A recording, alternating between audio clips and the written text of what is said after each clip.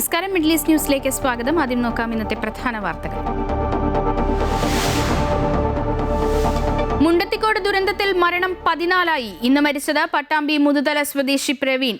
4 പേരുടെ നില ഗുരുതരം. തിരിച്ചറിഞ്ഞ 8 മൃതദേഹങ്ങൾ ബന്ധുക്കൾക്ക് വിട്ടുകൊടുത്തു. 4 പേരെ കാണാനില്ലെന്ന് ബന്ധുക്കൾ. പാറമേക്കാവിന്റെ പടക്ക നിർമ്മാണശാലയ്ക്ക് സ്റ്റോപ്പ് മെമ്മോ. തൃശൂർ പൂരത്തിന് ആചാരപരമായ ചടങ്ങുകളും കുടമാറ്റവും നടത്താമെന്ന് പാറമേക്കാവ് ദേവസ്വം. അന്തിമ തീരുമാനം നാളത്തെ യോഗത്തിൽ.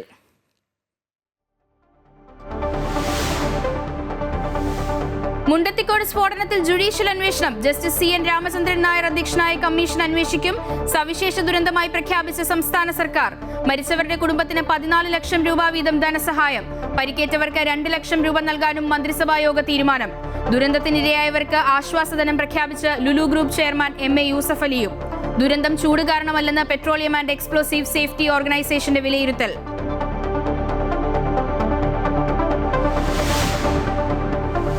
ഹോർമുസ് കടലിടുക്കിൽ 3 കപ്പലുകൾ ആക്രമിച്ച് ഇറാൻ. 2 vessels പിടിച്ചെടുത്തുവെന്ന് IRGC. ഇറാന്റെ ആക്രമണം വെടിനിർത്തൽ സമയപരിധി അമേരിക്ക നീട്ടിയതിന് പിന്നാലെ. നടപടി ചർച്ചകൾക്ക് കൂടുതൽ സമയം നൽകാനെന്നും ഇറാനെതിരായ നാവിക ഉപരോധം തുടരുമെന്നും ഡൊണാൾഡ് ട്രംപ്. US ഇറാൻ 2ാം ഘട്ട സമാധാന ചർച്ചകളിൽ അനിശ്ചിതത്വം. രാജ്യത്തിന്റെ സുരക്ഷയ്ക്കും പരമാധികാരത്തിനും ഭീഷണിയാകുന്ന ഒന്നിനോടും വിട്ടുവീഴ്ചയില്ലെന്ന് UAE.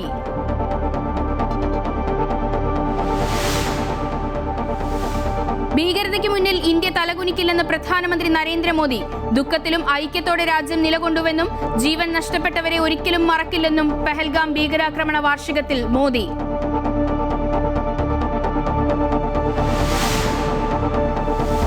മെട്രോ യാത്രാ സംവിധാനം കൂടുതൽ വ്യാപിപ്പിക്കാനൊരുങ്ങി ദുബായ്. ഗോൾഡ് ലൈൻ മെട്രോ പദ്ധതി പ്രഖ്യാപിച്ചു. പദ്ധതി എമിറേറ്റിലെ പ്രധാനപ്പെട്ട 15 പ്രദേശങ്ങളെ ബന്ധിപ്പിച്ച്.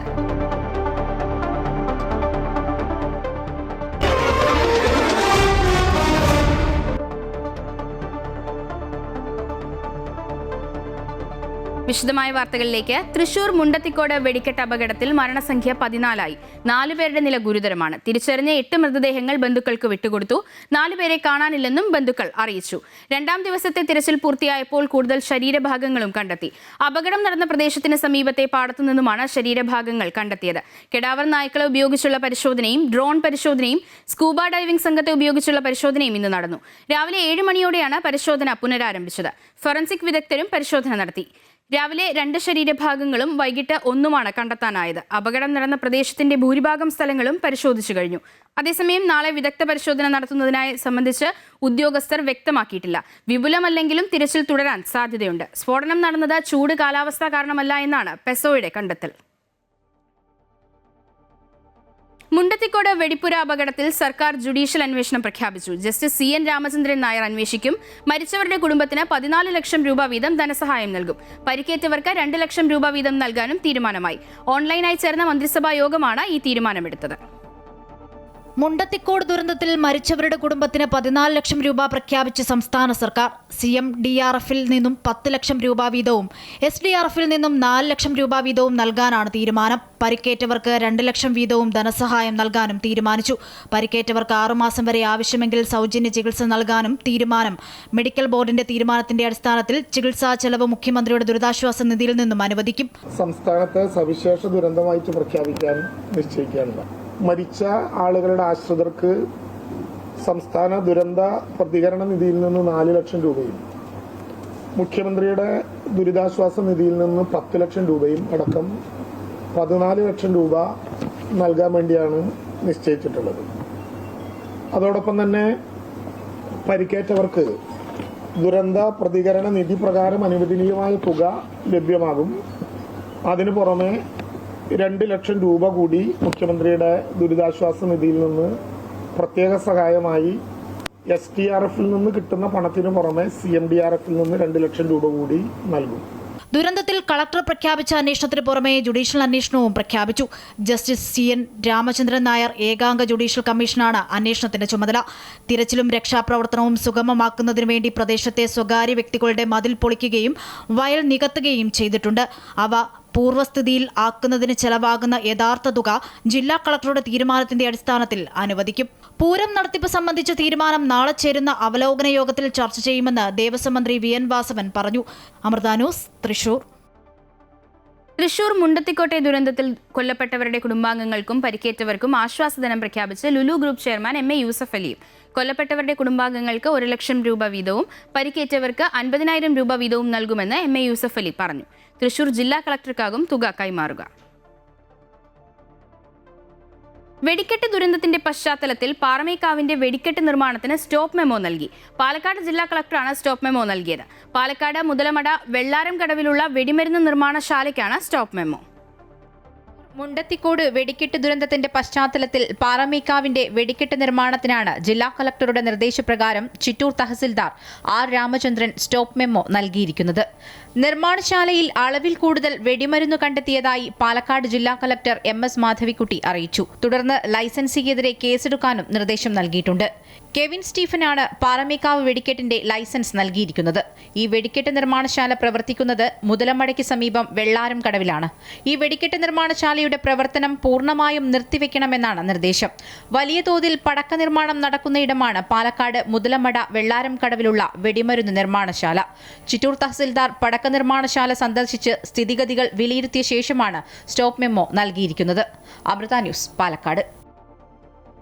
തൃശൂർ പൂരം ചടങ്ങ് മാത്രമായി നടത്താൻ ആലോചന നടക്കുമ്പോൾ ആചാരപരമായ ചടങ്ങുകളും കുടമാറ്റവും നടത്താമെന്ന് പാറമേക്കാവ് ദേവസ്വം വ്യക്തമാക്കുന്നു.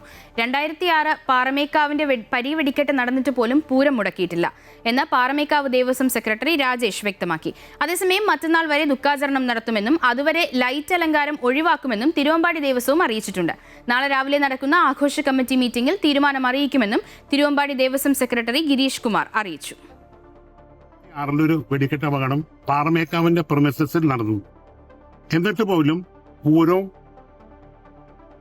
കുടമാറ്റവും എല്ലാം ഭംഗിയായിട്ട് നടന്നു. വെടിക്കെട്ട് മാത്രം 2 ദിവസം കഴിഞ്ഞിട്ടായിരുന്നു. ആ ഒരു സാഹചര്യം ഉണ്ടാവണം എന്നുള്ള ഒരു പൊതുവികാരമാണ് ഇന്നത്തെ മീറ്റിംഗിൽ വന്നിട്ടുള്ളത്. ഇല്ല, വെടിക്കെട്ട് ഇപ്പൊ തൽക്കാലം ഇത്തവണ സിംബോളിക്കായിട്ട് എന്തെങ്കിലും ചെയ്യാമെന്നുള്ള ഒരു വികാരമാണ് വന്നിട്ടുള്ളത്. നമ്മള് 24-ാം തീയതി വരെ ദുഃഖാചരണം നടത്തുക. ആ സമയത്ത് നമ്മുടെ ലൈറ്റുകളോ മറ്റുള്ള ആഘോഷങ്ങളോ ഒന്നും ക്ഷേത്രത്തിൽ ഉണ്ടാവില്ല. പറയെടുപ്പ് മാത്രമായിട്ട് നമ്മൾ ആ ദുഃഖാചരണത്തിൻ്റെ ഭാഗമായിട്ട് 24-ാം തീയതി വരെ നമ്മൾ നടത്തും.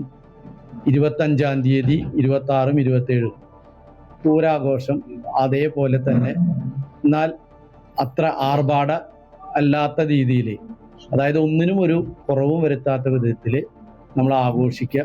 ഭഗവതിക്ക് കൊടിയേറ്റം കഴിഞ്ഞു. കൊടിയിറങ്ങുന്നത് വരെ അതിൻ്റെ എല്ലാ ചടങ്ങുകളും വളരെ ഭംഗിയായി നടത്തണമെന്നാണ് വിദഗ്ധരുമായിട്ടും അതേപോലെ തന്നെ തട്ടക നിവാസികളുമായിട്ടും കാരണന്മാരുമായിട്ടും എല്ലാം സംസാരിച്ചപ്പോൾ ഉരുത്തിരിഞ്ഞു വന്നത്. മുണ്ടത്തിക്കോടിലെ പടക്കശാലയിലേക്ക് പോകാനുള്ള തീരുമാനം അവസാന നിമിഷം മാറ്റിയതിലൂടെ ഒരു വലിയ ദുരന്തമൊഴിഞ്ഞ ആശ്വാസത്തിലാണ് എടപ്പാൾ പൊൽപ്പാക്കര ഗ്രാമം. എങ്കിലും ഈ ഗ്രാമത്തിൽ നിന്നുള്ള 2 പേർ അപകടത്തിൽ മരിച്ചു. ഒരാൾ തലനാരിഴയ്ക്ക് രക്ഷപ്പെടുകയായിരുന്നു. മലപ്പുറം ജില്ലയിലെ എടപ്പാൾ പൊൽപ്പാക്കരയിൽ നിന്ന് നിരവധി പേരാണ് തൃശൂർ പൂരത്തിനായി മുണ്ടത്തിക്കോടിലെ വെടിക്കോപ്പ് നിർമ്മാണ കേന്ദ്രത്തിലേക്ക് ജോലിക്കായി പോകാറുള്ളത്. കഴിഞ്ഞ വെള്ളിയാഴ്ചയാണ് മണ്ടകപ്പറമ്പിൽ ഇമേഷ് ജോലിക്കായി മുണ്ടത്തിക്കോടിലെ പടക്ക നിർമ്മാണശാലയിലെത്തിയത്. നാട്ടുകാരായ മണികണ്ഠനും വിജയനും ഒന്നിച്ച് ജോലി ചെയ്യുന്നതിനിടെയായിരുന്നു ഉഗ്രസ്ഫോടനവും തീയും ഉയർന്നത്. ഉടൻ മതിൽ ചാടി പാടത്തേക്ക് ഓടിയതുകൊണ്ട് മാത്രമാണ് ജീവൻ രക്ഷിക്കാനായത്. പക്ഷേ എതിർദിശയിലേക്ക് ഓടിയ കൂടെയുണ്ടായിരുന്നവർ അപകടത്തിൽപ്പെട്ടു. ഒരു മിന്നലും കണ്ടു, ഒരു പൊട്ടലും കണ്ടു. അപ്പം ഞാനെന്താണ് ചെയ്ത്, തൊട്ടടുത്ത് പാടാ ഞാനതെടുത്ത് ചാടി ഞാൻ ഓടി. ഞാൻ ഇങ്ങോട്ട് ഓടി, അവർ നേരെ ഇങ്ങോട്ട് ഓടിയത്. അതിലാണ് അവർ പെട്ടത്. ഒപ്പമുള്ള 3 ആൾക്കാർ മരണപ്പെട്ടു. പിന്നെ അവിടെ നിന്ന് ഒരു മൊത്തത്തിലൊരു സ്ഫോടനം വരുന്നൊരു മൊത്തത്തിലൊരു കത്തൽ. ഇമേഷിന്റെ സുഹൃത്തുക്കളായ പലരും കഴിഞ്ഞ ദിവസം തൃശ്ശൂരിലേക്ക് പോകാനുള്ള തീരുമാനം മാറ്റിയത് കൊണ്ട് മാത്രമാണ് അപകടത്തിൽ നിന്ന് രക്ഷപ്പെട്ടത്. ഞാൻ പോകാനുള്ള പരിപാടിക്കൊക്കെ ആയിരുന്നു. അപ്പോഴാണ് ഇന്ന് പാലക്കാട് വെടിക്കെട്ടുണ്ട് പറഞ്ഞത്. അത് കാരണം ഞങ്ങളവിടെ പോയില്ല, മുണ്ടത്തിക്കോട് പോയില്ല. രാവിലെ പോകാനുള്ള പരിപാടിക്ക് ഡ്രസ്സൊക്കെ പാക്ക് ചെയ്തൊക്കെ റെഡിയാക്കിയിട്ട് വെച്ചിരുന്നു. അത് കാരണം ഞങ്ങൾ കഴിച്ചില്ല. ഇത് ഞങ്ങൾ അതിന് പോയിരുന്നു. അപകടത്തിൽ മരണപ്പെട്ട പൊൽപ്പാക്കര സ്വദേശികളായ വിജയന്റെയും മണികണ്ഠന്റെയും മൃതദേഹം പൊന്നാനി ഈശ്വരമംഗലം ശ്മശാനത്തിൽ സംസ്കരിച്ചു. കൊളത്തൂർ സ്വദേശി മണികണ്ഠന്റെ മൃതദേഹം കുടുംബ ശ്മശാനത്തിലും സംസ്കരിച്ചു. അമൃത ന്യൂസ്, മലപ്പുറം. മറ്റു വാർത്തകൾ നോക്കാം. തമിഴ്നാട് പോളിംഗ് ബൂത്തിലെത്താൻ ഇനി മണിക്കൂറുകൾ മാത്രം. ഭരണ തുടർച്ച ലക്ഷ്യമിടുന്ന DMK സഖ്യവും അധികാരം തിരിച്ചുപിടിക്കാൻ ഉറച്ച AIADMK സഖ്യവും നേർക്കുനേർ പോരാടുമ്പോൾ വിജയുടെ രാഷ്ട്രീയ പ്രവേശനം മത്സരത്തെ ത്രികോണ പോരാട്ടത്തിന്റെ ആവേശത്തിലേക്കാണ് എത്തിച്ചിരിക്കുന്നത്. 5 കോടിയിലധികം വോട്ടർമാർ നാളെ ബൂത്തിലെത്തുമ്പോൾ തമിഴ് മണ്ണ് ആരെ തുണയ്ക്കുമെന്ന ആകാംക്ഷയിലാണ് രാജ്യം. ആഴ്ചകൾ നീണ്ടുനിന്ന തെരഞ്ഞെടുപ്പ് പ്രചരണത്തിനൊടുവിൽ തമിഴ്നാട് നാളെ പോളിംഗ് ബൂത്തിലെത്തുകയാണ്. സംസ്ഥാനത്തെ 234 മണ്ഡലങ്ങളിൽ ഒറ്റഘട്ടമായിട്ടാണ് വോട്ടെടുപ്പ്. ഭരണകക്ഷിയായ DMK സഖ്യവും പ്രതിപക്ഷമായ അണ്ണാ DMK സഖ്യവും തമ്മിലാണ് സംസ്ഥാനത്ത് പ്രധാന മത്സരമെങ്കിലും തമിഴ് രാഷ്ട്രീയത്തിൽ കന്നി അംഗത്തിലെത്തിയ നടൻ വിജയുടെ തമിഴക വെട്ടിക്കഴകം പിടിക്കുന്ന വോട്ടുകൾ ഇത്തവണത്തെ തെരഞ്ഞെടുപ്പിൽ നിർണായകമാകും. പരമ്പരാഗത ദ്രാവിഡ പാർട്ടികൾക്കൊപ്പം ദേശീയ പാർട്ടികളും പുതുതായി രൂപീകരിക്കപ്പെട്ട കക്ഷികളും കൂടി ചേരുമ്പോൾ ഇത്തവണത്തെ പോരാട്ടം കൂടുതൽ സങ്കീർണവും ആവേശകരവുമാകുന്നു. ദേശീയ പാർട്ടികൾ ഇത്തവണ വലിയ പ്രാധാന്യമാണ് തമിഴ്നാട്ടിന് നൽകിയിരിക്കുന്നത്. വോട്ടർമാരെ സ്വാധീനിക്കുന്നതിനായി പ്രധാനമന്ത്രി നരേന്ദ്രമോദി, കേന്ദ്ര ആഭ്യന്തരമന്ത്രി അമിത്ഷാ, കോൺഗ്രസ് നേതാക്കളായ രാഹുൽ ഗാന്ധി, കോൺഗ്രസ് പാർട്ടി അധ്യക്ഷൻ മല്ലികാർജ്ജുൻ ഖാർഗെ തുടങ്ങിയ ദേശീയ നേതാക്കളുടെ വൻ നിര തന്നെ സംസ്ഥാനത്ത് ക്യാമ്പ് ചെയ്ത് പ്രചരണം നടത്തിയിരുന്നു. BJPക്കും RSSനുമെതിരെ കടുത്ത വിമർശനമാണ് രാഹുൽ ഗാന്ധി പ്രചാരണ വേളയിൽ ഉന്നയിച്ചത്. TVK അധ്യക്ഷൻ വിജയ്ക്കും അണ്ണാ DMKയ്ക്കും നൽകുന്ന വോട്ടുകൾ യഥാർത്ഥത്തിൽ BJPക്കുള്ള വോട്ടാണെന്ന കടുത്ത ആക്ഷേപം DMK ഉന്നയിക്കുകയും ചെയ്തു. പുതിയ രാഷ്ട്രീയ സമവാക്യങ്ങളും ദേശീയ നേതാക്കളുടെ സജീവ ഇടപെടലുകളും കൂടി ചേരുമ്പോൾ തമിഴ്നാട് ഇത്തവണ കാത്തിരിക്കുന്നത് ആവേശകരവും പ്രവചനാതീതവുമായ ഒരു തെരഞ്ഞെടുപ്പ് ഫലത്തെയാണ്. സംസ്ഥാനത്തുടനീളം 10,000-കണക്കിന് പോളിംഗ് സ്റ്റേഷനുകളിലായി കനത്ത സുരക്ഷയാണ് ഒരുക്കിയിരിക്കുന്നത്. നാളെ രാവിലെ 7 മണിക്ക് ആരംഭിക്കുന്ന വോട്ടെടുപ്പ് വൈകിട്ട് 6 മണിയോടെ അവസാനിക്കും. മെയ് 4-നാണ് വോട്ടെണ്ണൽ. News desk Amrita news.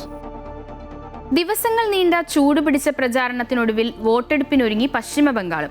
16 ജില്ലകളിലെ 152 മണ്ഡലങ്ങൾ നാളെ വിധിയെഴുതും. പ്രശ്നബാധിത ബൂത്തുകളിൽ പ്രത്യേക ക്രമീകരണങ്ങൾ ഒരുക്കുമെന്നും സുരക്ഷ ശക്തമാണെന്നും തിരഞ്ഞെടുപ്പ് കമ്മീഷൻ അറിയിച്ചു. ഏപ്രിൽ 29-നാണ് രണ്ടാം ഘട്ട വോട്ടെടുപ്പ്. തൃണമൂൽ കോൺഗ്രസും BJPയും തമ്മിൽ കടുത്ത പോരാട്ടം നടക്കുന്ന ബംഗാളിൽ ആദ്യഘട്ട വോട്ടെടുപ്പ് നാളെ നടക്കും.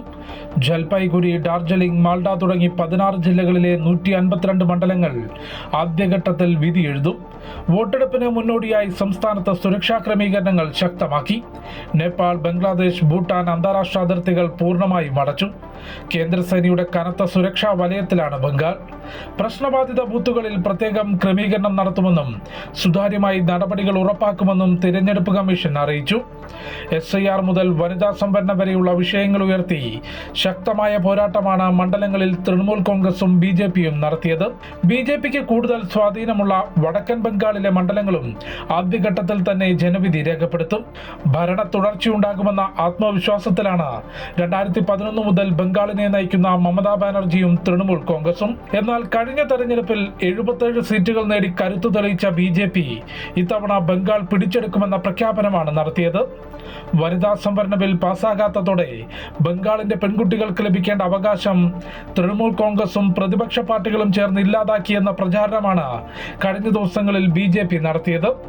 294 നിയമസഭാ മണ്ഡലങ്ങളുള്ള സംസ്ഥാനത്ത് ഈ മാസം 29-നാണ് രണ്ടാം ഘട്ട വോട്ടെടുപ്പ്. അമൃത ന്യൂസ്, ന്യൂഡൽഹി. ഇറാനുമായുള്ള വെടിനിർത്തൽ കാലാവധി നീട്ടിയതായി അമേരിക്കൻ പ്രസിഡന്റ് ഡൊണാൾഡ് ട്രംപ്. ചർച്ചകൾക്ക് കൂടുതൽ സമയം നൽകാനാണ് തന്റെ തീരുമാനമെന്നും അതേസമയം നാവിക ഉപരോധം നീക്കില്ലെന്നും ട്രംപ് വ്യക്തമാക്കുന്നു. ഇറാനെതിരായ നാവിക ഉപരോധം നീക്കില്ല എന്നത് യുദ്ധപ്രഖ്യാപനമാണെന്നും വെടിനിർത്തൽ ധാരണയുടെ ലംഘനമാണെന്നുമാണ് ഇറാൻ വിദേശകാര്യമന്ത്രി അബ്ബാസ് അരാഗ്ചി പ്രതികരിച്ചത്. വെടിനിർത്തൽ കരാർ അവസാനിക്കാൻ മണിക്കൂറുകൾ ശേഷിക്കെയാണ് 2 ആഴ്ച കൂടി കരാർ നീട്ടിയതായുള്ള പ്രഖ്യാപനം ട്രംപ് നടത്തിയത്. ഇറാന്റെ ഭരണകൂടത്തിൽ ഭിന്നതകൾ നിലനിൽക്കുന്നതിനാൽ ചർച്ചകൾക്ക് കൂടുതൽ സമയം നൽകുന്നതിനായി വെടിനിർത്തൽ നീട്ടുകയാണെന്നും എന്നാൽ രാജ്യത്തിന്റെ തുറമുഖങ്ങളിൽ US നാവിക ഉപരോധം തുടരുമെന്നും ട്രംപ് അറിയിച്ചു. അമേരിക്കയുമായും ഇസ്രായേലുമായുമുള്ള യുദ്ധം അവസാനിപ്പിക്കാൻ ഇറാന്റെ നേതാക്കളും പ്രതിനിധികളും ഒരു ഏകീകൃത നിർദ്ദേശം സമർപ്പിക്കുന്നതുവരെ വെടിനിർത്തൽ തുടരും. എന്നാൽ ഇതൊരു യുദ്ധപ്രഖ്യാപനമാണെന്നും വെടിനിർത്തൽ കരാറിന്റെ ലംഘനമാണെന്നുമാണ് ഇറാന്റെ വിദേശകാര്യമന്ത്രി അബ്ബാസ് അരാഗ്ചി പ്രതികരിച്ചത്. പാകിസ്ഥാൻ പ്രധാനമന്ത്രി ഷെഹബാസ് ഷെരീഫ്, ഫീൽഡ് മാർഷൽ അസീം മുനീർ എന്നിവരുടെ അഭ്യർത്ഥന മാനിച്ചാണ് ആക്രമണം നീട്ടിവെക്കാൻ തീരുമാനിച്ചതെന്ന് ട്രംപ് വ്യക്തമാക്കി. അതേസമയം സമാധാന ചർച്ചകൾക്കായി ഇസ്ലാമാബാദിലേക്ക് പുറപ്പെടാനിരുന്ന US വൈസ് പ്രസിഡന്റ് JD വാൻസിന്റെ യാത്ര റദ്ദാക്കി. ചർച്ചയിൽ പങ്കെടുക്കുന്ന കാര്യത്തിൽ ഇറാൻ ഇതുവരെ അന്തിമ തീരുമാനമെടുത്തിട്ടില്ല. സമാധാന ശ്രമങ്ങൾ ഒരു ഭാഗത്ത് നടക്കുമ്പോഴും ഇറാന് മേൽ കടുത്ത സാമ്പത്തിക സമ്മർദ്ദം ചെലുത്താനാണ് അമേരിക്കയുടെ നീക്കം. ഇറാൻ, തുർക്കി, UAE എന്നിവിടങ്ങളിലെ 14 വ്യക്തികൾക്കും സ്ഥാപനങ്ങൾക്കും വിമാനങ്ങൾക്കുമെതിരെ US ട്രഷറി വകുപ്പ് ഉപരോധം ഏർപ്പെടുത്തി.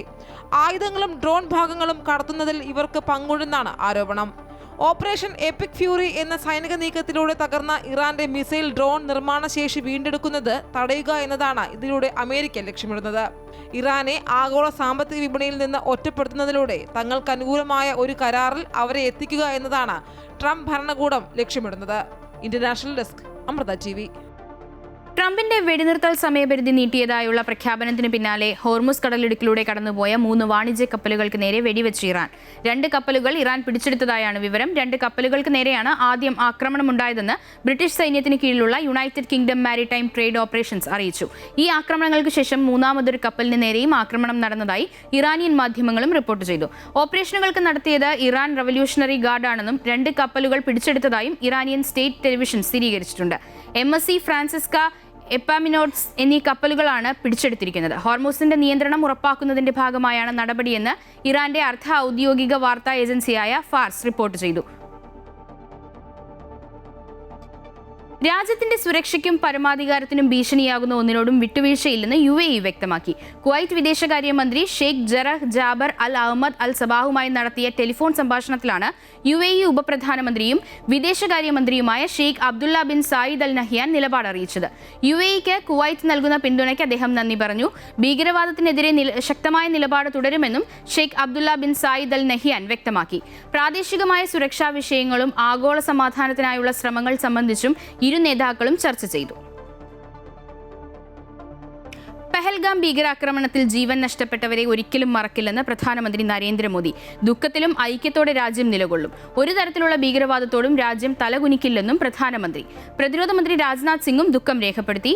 രാജ്യം നടുങ്ങിയ പഹൽഗാം ഭീകരാക്രമണം നടന്നിട്ട് ഇന്നേക്ക് 1 വർഷം. പഹൽഗാം ഭീകരാക്രമണത്തിന്റെ 1ാം വാർഷികത്തിൽ ആക്രമണത്തിൽ ജീവൻ നഷ്ടപ്പെട്ടവർക്ക് ആദരാഞ്ജലികൾ അർപ്പിച്ച് പ്രധാനമന്ത്രി നരേന്ദ്രമോദി. ഭീകരവാദത്തിനു മുന്നിൽ രാജ്യം ഒരിക്കലും തലകുനിക്കില്ലെന്നും ഭീകരരുടെ ഹീനമായ ലക്ഷ്യങ്ങൾ ഒരിക്കലും വിജയിക്കില്ലെന്നും അദ്ദേഹം എക്സിലൂടെ വ്യക്തമാക്കി.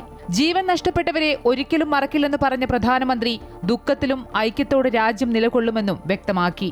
ഭീകരവാദത്തെ തുരത്താനുള്ള ഇന്ത്യയുടെ നിശ്ചയദാർഢ്യം കൂടുതൽ ശക്തമാണെന്നും പ്രധാനമന്ത്രി. ഭീകരാക്രമണത്തിന്റെ 1ാം വാർഷികത്തിൽ പ്രതിരോധ മന്ത്രി രാജ്നാഥ് സിംഗും ദുഃഖം രേഖപ്പെടുത്തി. രാജ്യത്തെ ജനങ്ങളെ ദ്രോഹിക്കാൻ ഏതെങ്കിലും തരത്തിലുള്ള ശ്രമമുണ്ടായാൽ രാജ്യം ശക്തിയോടുകൂടി അതിന് മറുപടി നൽകുമെന്നും അദ്ദേഹം പറഞ്ഞു. രാജ്യം നടുങ്ങിയ പഹൽഗാം ഭീകരാക്രമണം നടന്നിട്ട് ഇന്ന് 1 വർഷമായി. 26 നിരപരാധികളുടെ ജീവനാണ് നഷ്ടമായത്. കർശന സുരക്ഷാ ക്രമീകരണങ്ങളാണ് ആക്രമണം നടന്ന ബൈസരൻ വാലിയിൽ ഒരുക്കിയിരിക്കുന്നത്. പഹൽഗാമിനൊപ്പം കശ്മീരിൽ സഞ്ചാരികൾ കൂടുതലായി എത്തുന്ന മേഖലകളെല്ലാം ഇന്ന് സുരക്ഷാ സേനകളുടെ കർശന നിരീക്ഷണത്തിലാണ്. പഹൽഗാം ഇപ്പോഴും പഴയ നിലയിലേക്ക് മടങ്ങിയിട്ടില്ലെങ്കിലും ആക്രമണമുണ്ടായ ബൈസുരൻ വാലി പുൽമേടുകളിൽ ഉൾപ്പെടെ നിരവധി വിനോദസഞ്ചാരികൾ എത്തുന്നുണ്ട്. മേഖലയിലെ ഓരോ പോയിന്റുകളിലും സൈനിക ചെക്ക് പോസ്റ്റുകളിലും വിശദമായ പരിശോധനയുമുണ്ട്. സുരക്ഷാ ക്രമീകരണങ്ങളുടെ ഭാഗമായി QR കോഡ് സംവിധാനവും ഏർപ്പെടുത്തിയിട്ടുണ്ട്. News desk, Amrita news. ഭാരതീയരെ ഭിന്നിപ്പിക്കാനുള്ള നീക്കങ്ങളെയെല്ലാം രാജ്യം ഒറ്റക്കെട്ടായി ചെറുത്തുവെന്ന് പഹൽഗാം ഭീകരാക്രമണത്തിൽ കൊല്ലപ്പെട്ട N രാമചന്ദ്രന്റെ മകൾ ആരതി. ഭീകരാക്രമണത്തിന്റെ നടുക്കുന്ന ഓർമ്മകളുടെ 1ാം വർഷത്തിൽ രാമചന്ദ്രൻ അനുസ്മരണ സമിതി ഇടപ്പള്ളിയിൽ സംഘടിപ്പിച്ച ശ്രദ്ധാഞ്ജലി ചടങ്ങിനെത്തിയതായിരുന്നു ആരതി. ഭീകരാക്രമണത്തിന് ഭാരതം നൽകിയത് ശക്തമായ തിരിച്ചടിയാണെന്നും ആരതി പറഞ്ഞു. കഴിഞ്ഞ വർഷം ഏപ്രിൽ 22-ന് കാശ്മീരിലെ പഹൽഗാമിലുണ്ടായ ഭീകരാക്രമണത്തിലായിരുന്നു എറണാകുളം ഇടപ്പള്ളി സ്വദേശി N രാമചന്ദ്രന് ജീവൻ നഷ്ടമായത്. മകൾ ആരതിയുടെ കൺമുന്നിൽ വെച്ചായിരുന്നു പിതാവിനെ ഭീകരർ വധിച്ചത്. നടുക്കുന്ന ഓർമ്മകളുടെ 1ാം വർഷത്തിൽ രാമചന്ദ്രന് ശ്രദ്ധാഞ്ജലി അർപ്പിക്കാൻ കുടുംബാംഗങ്ങളും സുഹൃത്തുക്കളും നാട്ടുകാരും ഒത്തുചേർന്നു. ഇടപ്പള്ളി ദേവൻകുളങ്ങര ജംഗ്ഷനിൽ നടന്ന ചടങ്ങിൽ രാമചന്ദ്രന്റെ ചിത്രത്തിനു മുന്നിൽ പുഷ്പാർച്ചന നടത്തി. ഓപ്പറേഷൻ സിന്ദൂറിലൂടെയും മഹാദേവിലൂടെയും പഹൽഗാം ഭീകരാക്രമണത്തിന് ഭാരതം ശക്തമായ മറുപടിയായിരുന്നു നൽകിയതെന്ന് രാമചന്ദ്രന്റെ മകൾ ആരതി പറഞ്ഞു. ഭാരതം നൽകിയ തിരിച്ചടിയിൽ അഭിമാനമുണ്ട്. രാജ്യത്ത് ഭിന്നതയുണ്ടാക്കാൻ ഭീകരർ നടത്തിയ ശ്രമത്തെ രാജ്യം ഒറ്റക്കെട്ടായി നേരിട്ടെന്നും ആരതി പറഞ്ഞു. ഞങ്ങളുടെ കുടുംബത്തിന് ഉണ്ടായ നഷ്ടം, അതിൻ്റെ പെയിൻ എപ്പോഴും ഉണ്ടാവും. പക്ഷെ ആ പെയിൻ എനിക്കൊരു ശബ്ദം തന്നിപ്പോൾ അങ്ങനെ ഹിന്ദുക്കളെ മാത്രം ടാർഗറ്റ് ചെയ്ത ആക്രമണത്തിൽ അവർ ടെററിസ്റ്റ് വിചാരിച്ചിരുന്നത് ഇവിടെ സെപ്പറേറ്റഡ് ആവുന്നു, ഇവിടെ ഒരു കലാപം ഉണ്ടാക്കാമെന്നാണ്. അപ്പോൾ അതിൻ്റെ ഒരു റിപ്ലൈ ആയിട്ട് നമ്മളെല്ലാവരും ഇവിടെ ഒന്നിച്ചു നിൽക്കുന്നു. RSS ദക്ഷിണ കേരളം പ്രാന്ത കാര്യകാരി അംഗം KK വാമനൻ അനുസ്മരണ സന്ദേശം നൽകി. രാമചന്ദ്രന്റെ ഭാര്യ ഷീലയും ചടങ്ങിൽ പങ്കെടുത്തു. അമൃത ന്യൂസ്, കൊച്ചി. ദുബായിലെ മെട്രോ യാത്രാ സംവിധാനം കൂടുതൽ വ്യാപിപ്പിക്കുന്നു. എമിറേറ്റിലെ പ്രധാനപ്പെട്ട 15 പ്രദേശങ്ങളെ ബന്ധിപ്പിച്ചുകൊണ്ടുള്ള ഗോൾഡ് ലൈൻ മെട്രോ പദ്ധതി പ്രഖ്യാപിച്ചു. UAE വൈസ് പ്രസിഡന്റും പ്രധാനമന്ത്രിയും ദുബായ് ഭരണാധികാരിയുമായ Sheikh Mohammed bin Rashid Al മക്തൂമാണ് പുതിയ മെട്രോ ലൈൻ പ്രഖ്യാപിച്ചത്. റെഡ്, ഗ്രീൻ ലൈനുകളിലോടുന്ന മെട്രോ ട്രെയിനുകൾ ദുബായ് നഗരത്തിന്റെ ജീവനാഡിയാണ്. വിപുലീകരണത്തിന്റെ ഭാഗമായി ബ്ലൂ ലൈൻ നിർമ്മാണം പുരോഗമിക്കുന്നതിനിടെയാണ് ഗോൾഡ് ലൈൻ എന്ന പേരിൽ പുതിയ മെട്രോ പാത വരുന്നതായി പ്രഖ്യാപിച്ചത്. UAE വൈസ് പ്രസിഡന്റും പ്രധാനമന്ത്രിയും ദുബായ് ഭരണാധികാരിയുമായ Sheikh Mohammed bin Rashid Al മക്തൂമാണ് പുതിയ പാതയുടെ പ്രഖ്യാപനം നടത്തിയത്. 15 പ്രധാന പ്രദേശങ്ങളെ ബന്ധിപ്പിച്ചുകൊണ്ടാകും ഗോൾഡ് ലൈൻ കടന്നുപോവുക. 34 ബില്യൺ ദിർഹം മുതൽമുടക്കിൽ നിർമ്മിക്കുന്ന മെട്രോ പാത സന്ദർശകർക്കും നഗരത്തിലെ 1.5 മില്യൺ താമസക്കാർക്കും പ്രയോജനം ചെയ്യുമെന്നാണ് കണക്കാക്കുന്നത്. നഗരത്തിൽ നിർമ്മാണം നടക്കുന്ന 55 സുപ്രധാന റിയൽ എസ്റ്റേറ്റ് പദ്ധതികളെ ബന്ധിപ്പിച്ചാകും പുതിയ മെട്രോ കടന്നുപോവുക. 42 കിലോമീറ്റർ ആയിരിക്കും ഗോൾഡ് ലൈൻ മെട്രോ പാതയുടെ ആകെ ദൈർഘ്യം. പദ്ധതി പൂർത്തിയാകുന്നതോടെ ദുബായിലെ മെട്രോ ലൈനുകളുടെ ആകെ ദൈർഘ്യത്തിൽ 25% വർധനവുണ്ടാകും. 2032 സെപ്റ്റംബർ 9 ദുബായ് ഗോൾഡ് ലൈൻ മെട്രോയുടെ നിർമ്മാണം പൂർത്തിയാകും. Amrita news, Dubai.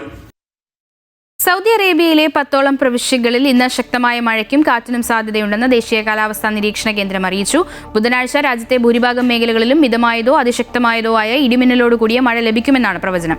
Riyadh, Qassim, ഹായിൽ, കിഴക്കൻ പ്രവിശ്യ എന്നിവിടങ്ങളിലും മക്ക, മദീന എന്നീ നഗരങ്ങളുടെ കിഴക്കൻ ഭാഗങ്ങളിലും മഴ ശക്തമായിരിക്കും. ഈ പ്രദേശങ്ങളിൽ ശക്തമായ കാറ്റിനും ആലിപ്പഴ വർഷത്തിനും സാധ്യതയുള്ളതിനാൽ മലവെള്ളപ്പാച്ചിൽ ഉണ്ടാകാനിടയുള്ള ഇടങ്ങളിൽ താമസിക്കുന്നവർ ജാഗ്രത പാലിക്കണം.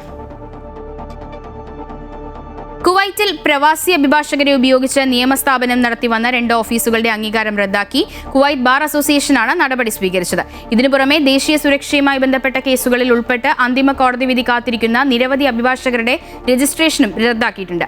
മറ്റൊരു കേസിൽ അന്തിമ വിധിയിൽ ശിക്ഷിക്കപ്പെട്ട ഒരു അഭിഭാഷകനെ അഭിഭാഷക പട്ടികയിൽ നിന്ന് അസോസിയേഷൻ സ്ഥിരമായി പുറത്താക്കുകയും നിയമരംഗത്ത് പ്രവർത്തിക്കുന്നതിൽ നിന്ന് ഇയാളെ അയോഗ്യനാക്കുകയും ചെയ്തു. ഗുരുതരമായ പ്രൊഫഷണൽ ലംഘനങ്ങൾക്ക് നിരവധി അഭിഭാഷകരെ അച്ചടക്ക നടപടികൾക്ക് വിധേയരാക്കിക്കൊണ്ട് ബന്ധപ്പെട്ട അധികാരികൾക്ക് കത്തയച്ചതായും അസോസിയേഷൻ വ്യക്തമാക്കി. കുവൈറ്റിലെ ആദ്യ വനിതാ സ്ഥാനപതിയായി അധികാരപത്രം സമർപ്പിച്ച് പരിമിത ത്രിപാഠി. കുവൈറ്റ് അമീർ ഹിസൈനസ് ഷെയ്ഖ് മിഷാൽ അൽ അഹമ്മദ് അൽ ജാബർ അൽ സബാഹിനാണ് സമർപ്പിച്ചത്. ബയാൻ കൊട്ടാരത്തിൽ നടന്ന പ്രൗഢഗംഭീരമായ ചടങ്ങിലാണ് അധികാരപത്രം കൈമാറിയത്. കുവൈറ്റിലെ ഇന്ത്യയുടെ 20ാമത്തെ അംബാസിഡറായ പരിമിത ത്രിപാഠി ഈ പദവിയിലെത്തുന്ന ആദ്യ വനിത കൂടിയാണ്. ബയാൻ കൊട്ടാരത്തിലെത്തിയ അംബാസിഡർക്ക് ഔദ്യോഗികമായ ഗാർഡ് ഓഫ് ഓണർ നൽകി അധികൃതർ സ്വീകരിച്ചു. തുടർന്ന് നടന്ന കൂടിക്കാഴ്ചയിൽ കുവൈറ്റ് അമീർ അംബാസിഡറെ ഊഷ്മളമായി സ്വാഗതം ചെയ്യുകയും പുതിയ ദൗത്യത്തിൽ എല്ലാവിധ വിജയങ്ങളും നേരുന്നതായും അറിയിച്ചു.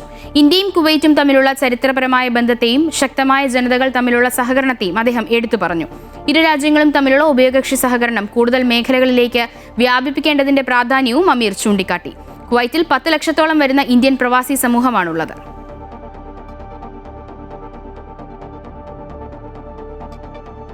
കുവൈറ്റിലെ public authority for manpower ആസ്ഥാനത്തിന് മുന്നിൽ തൊഴിലാളികൾ കൂട്ടം കൂടിയ സംഭവത്തിൽ അധികൃതർ അന്വേഷണം ആരംഭിച്ചു. മനുഷ്യക്കടത്തും തൊഴിൽ നിയമലംഘനങ്ങളും നടന്നിട്ടുണ്ടാകാമെന്ന സംശയത്തെ തുടർന്നാണ് നടപടി. ഡെലിവറി മേഖലയിലെ തൊഴിലാളികളാണ് ചൂഷണത്തിനിരയായതെന്നാണ് പ്രാഥമിക വിവരം. തുടർ നടപടികൾക്കായി കേസ് ക്രിമിനൽ ഇൻവെസ്റ്റിഗേഷൻ വിഭാഗത്തിന് കൈമാറിയതായി അധികൃതർ അറിയിച്ചു. തുടർന്ന് തൊഴിലാളികളെ സുരക്ഷിത താമസ കേന്ദ്രങ്ങളിലേക്ക് മാറ്റി. ആവശ്യമായ നിയമപരമായ സംരക്ഷണവും ഇവർക്ക് ഉറപ്പാക്കി. നിർബന്ധിത തൊഴിൽ ഉൾപ്പെടെയുള്ള ഗുരുതര കുറ്റങ്ങൾ നടന്നിട്ടുണ്ടോ എന്ന് കണ്ടെത്താൻ വിശദമായ അന്വേഷണം പുരോഗമിക്കുകയാണ്. നിർമ്മാണ മേഖലയിൽ തൊഴിലെടുക്കുന്നവരുടെ ക്ഷേമം അന്വേഷിക്കാൻ ദുബായിലെ ഉന്നത ഉദ്യോഗസ്ഥർ നേരിട്ടെത്തി. ദുബായ് താമസ കുടിയേറ്റ വകുപ്പിന്റെ അസിസ്റ്റന്റ് ഡയറക്ടറും permanent committee of labour affairs ചെയർമാനുമായ major general Obaid Muhair bin സറൂരും കേണൽ ഒമർ മദർ അൽ മെസീനിയുമാണ് അടങ്ങുന്ന ഉന്നതതല സംഘമാണ് ദുബായ് ഡിസൈൻ ഡിസ്ട്രിക്റ്റിലെ നിർമ്മാണ മേഖലയിൽ തൊഴിലാളികളെ നേരിട്ട് കാണാനെത്തിയത്. തൊഴിലാളികളുടെ തൊഴിലിടങ്ങളും അവർക്കുള്ള സുരക്ഷാ ക്രമീകരണങ്ങളും സംഘം പരിശോധിച്ചു. തൊഴിലാളികളുടെ സുഖവിവരങ്ങളും ഇവർ നേരിട്ട് ചോദിച്ചറിഞ്ഞു. ദുബായ് നഗരത്തെ പടുത്തുയർത്തിയ തൊഴിലാളികളുടെ ക്ഷേമം ഉറപ്പുവരുത്തുകയാണ് സന്ദർശനത്തിന്റെ ലക്ഷ്യമെന്ന് അധികൃതർ പറഞ്ഞു. ഈ വർഷത്തെ ഹജ്ജ് കർമ്മത്തിനായി ലോകത്തിന്റെ വിവിധ ഭാഗങ്ങളിൽ നിന്നും എത്തുന്ന തീർത്ഥാടകരെ സൗദി അറേബ്യ സ്വാഗതം ചെയ്തു. ജിദ്ദയിൽ കിരീടാവകാശി മുഹമ്മദ് ബിൻ സൽമാൻ രാജകുമാരന്റെ അധ്യക്ഷതയിൽ ചേർന്ന മന്ത്രിസഭാ യോഗമാണ് തീർത്ഥാടകർക്ക് സ്വാഗതമോദിയത്. ഇരു ഹറമുകളുടെയും പരിപാലനത്തിലും പുണ്യഭൂമിയിലെത്തുന്ന വിരുന്നുകാർക്ക് സേവനം നൽകുന്നതിലും രാജ്യം ഏറെ അപമാനിക്കുന്നുവെന്ന് കിരീടാവകാശി യോഗത്തിൽ പറഞ്ഞു. ഹജ്ജ് സീസണിനായി ആസൂത്രണം ചെയ്ത സുരക്ഷാ പ്രതിരോധ പദ്ധതികളുടെ വിജയം ഉറപ്പാക്കാനും മക്ക, മദീന എയർപോർട്ടുകൾ, അതിർത്തി പോസ്റ്റുകൾ എന്നിവിടങ്ങളിൽ തീർത്ഥാടകർക്ക് ഏറ്റവും മികച്ച സൗകര്യങ്ങൾ ലഭ്യമാക്കാനും എല്ലാ വിഭവങ്ങളും ഉപയോഗപ്പെടുത്താനും അദ്ദേഹം ബന്ധപ്പെട്ട വകുപ്പുകൾക്ക് നിർദ്ദേശം നൽകി. പാചക നൈപുണ്യവും രുചിക്കൂട്ടുകളും മാറ്റുരച്ച ആവേശകരമായ പോരാട്ടത്തിനൊടുവിൽ ഹൈപ്പർ അൽ വഫ ബാഗ്ദാദിയ ഒരുക്കിയ ബിരിയാണി ക്വീൻ സീസൺ 1 സമാപനം. 100 കണക്കിന് ആളുകൾ സാക്ഷ്യം വഹിച്ച മത്സരത്തിൽ രുചിയുടെ രാജ്ഞിയായി ഷാഹിദ മൻസൂർ തിരഞ്ഞെടുക്കപ്പെട്ടു. 100 കണക്കിന് വനിതകൾ മാറ്റുരച്ച ബിരിയാണി ക്യൂൻ പാചക മത്സരം സീസൺ 1 ഷാഹിദ മൻസൂർ 1ാം സ്ഥാനം നേടി ബിരിയാണി ക്യൂൻ പട്ടം സ്വന്തമാക്കി. മുസ്ലിഹ 2ാം സ്ഥാനവും ഫായിഷ റഷീദ് 3ാം സ്ഥാനവും കരസ്ഥമാക്കി. ജിദ്ദയിലെ പ്രശസ്ത ഷെഫുകളായ ഷെയ്ഖ് മുഹമ്മദ് ശ്രീനാഥ് എന്നിവരായിരുന്നു വിധികർത്താക്കൾ. ഓപ്പോ, ജീപാസ് എന്നിവരുടെ സഹകരണത്തോടെ നടത്തിയ മത്സരത്തിലെ വിജയിയായ ഷാഹിദക്ക് iPhone 17 Pro Max സമ്മാനമായി നൽകി. 2ാം സ്ഥാനത്തെത്തിയ മുസ്ലിയക്ക് മൈക്രോവേവ് ഓവനും 3ാം സ്ഥാനത്തെത്തിയ ഫായിസക്ക് എയർ ഫ്രയറുമാണ് സമ്മാനിച്ചത്. Al Wafa hypermarket management പ്രതിനിധികളായ ഫവാസ്, റംഷാദ്, അഫ്സൽ എന്നിവർ യഥാക്രമം 1, 2, 3 സ്ഥാനം നേടിയവർക്ക് സമ്മാനങ്ങൾ കൈമാറി. മത്സരത്തിൽ പങ്കെടുത്തവർക്കെല്ലാം വഫയുടെ സ്പെഷ്യൽ ഗിഫ്റ്റും നൽകി. നിസാർ മടവൂർ, സോഫിയ സുനിൽ എന്നിവർ പരിപാടിയുടെ അവതാരകരായിരുന്നു. ഓരോ ആഴ്ചയിലും ആകർഷകമായ നിരവധി ഓഫറുകൾ വഫ ഹൈപ്പർ മാർക്കറ്റിൽ ലഭ്യമാകുമെന്ന് മാനേജ്മെന്റ് അറിയിച്ചു. Sulfiq റോദായ്, Amrita news, Jeddah. തലശ്ശേരി മാതാ അമൃതാനന്ദമയി മഠം ബ്രഹ്മസ്ഥാന പ്രതിഷ്ഠാ വാർഷിക മഹോത്സവത്തിന് തുടക്കമായി. മഹാഗണപതി ഹോമത്തോടെ ചടങ്ങുകൾ ആരംഭിച്ചു. തുടർന്ന് ഗുരുപാദുക പൂജ, ശിവശക്തി ഹോമം, നവഗ്രഹ ഹോമം, സുദർശന ഹോമം, തിലഹോമം എന്നിവ ഭക്തിയാദരവോടെ അർപ്പിച്ചു.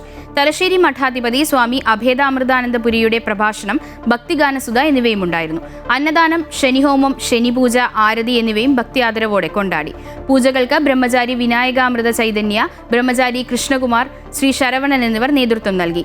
നിരവധി ഭക്തജനങ്ങൾ പരിപാടികളിൽ പങ്കെടുത്തു.